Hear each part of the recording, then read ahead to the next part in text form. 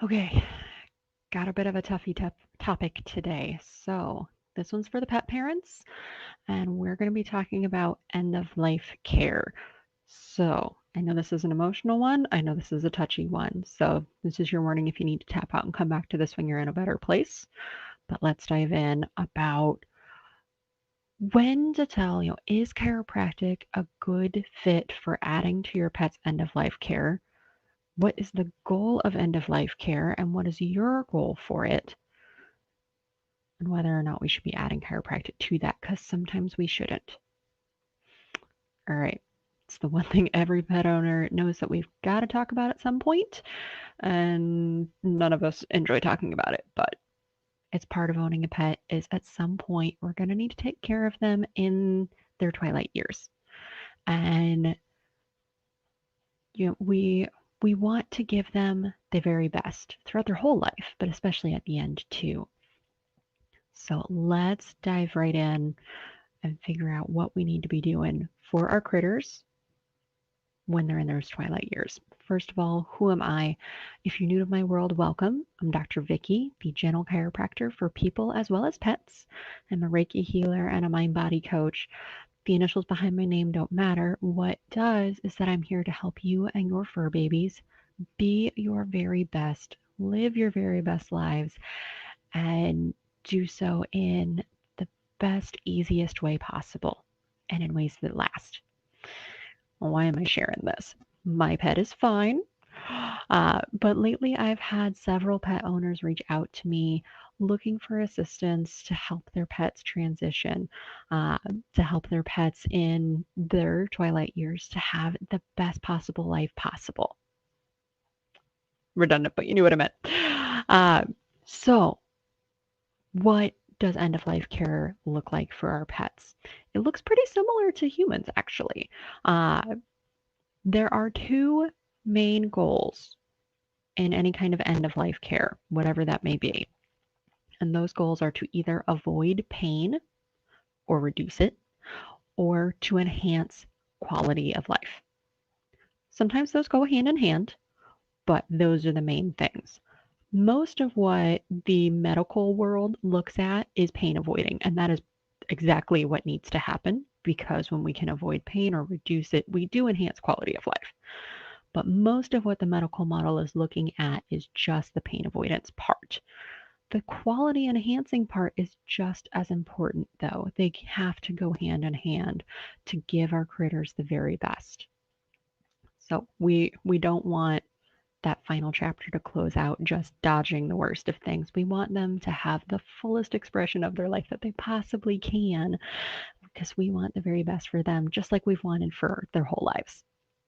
So, is chiropractic the right addition to that end of life care plan? I'm not quite sure.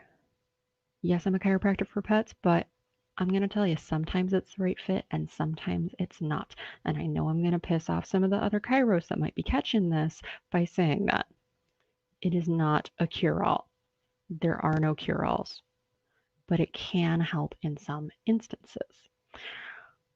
What it does is that for many pets, not all, but for many pets, it helps significantly reduce their pain, help them avoid a whole hoop and bunch of pain so that they can move better and feel better.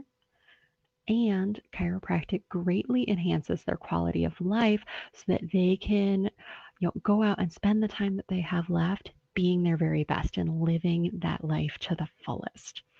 And it does that because it helps their body physically, but also mentally and emotionally. On the physical side, it helps their muscles and their joints move as well as possible, and it helps their nervous system, that communication between the brain and the body, function at its very best. So we've got everything moving well. We're reducing as much inflammation and pain as possible and keeping everything flowing well.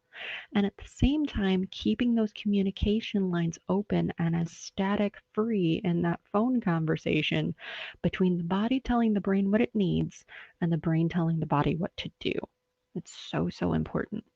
And once that physical is taken care of and is running at its best, that helps your pet's mental and emotional as well, because now they're not so distracted by what's going on with their bodies, so they can be more in the moment and be more present and with you and present and with them, the activities that they're doing, and they can enjoy to the fullest what it is that they're doing. Uh, and they don't have to hold back because their body is not holding them back as much. Like I said, this is not a fit for every pet in every instance. Sometimes it's not what they need, but sometimes it is. So, like I said, I'm not sure if this is right for your pet, but let's have a conversation and figure out if it is. If you're curious if this makes sense, that this is something that you want for your pet at the end of life to have that highest quality of life possible and as little pain as possible. Let's have a phone conversation and figure out if this is the right fit. And if it's not, I'll give you the next step of what to check out next. So let's have that quick phone consult. Give me a call and leave me a voicemail, or you can leave me a text message. And the phone number for either is 636-751-3150. Let's find out if this is the right fit for your pet, whether they are at end of life now, or if you're thinking about it, because you know it's going to come up eventually, even if that's years and years down the road. The sooner we can start them living life at their very best, the longer that they're going to have enjoying life to the fullest. All right, I look forward to talking with you. Go snuggle your fur babies.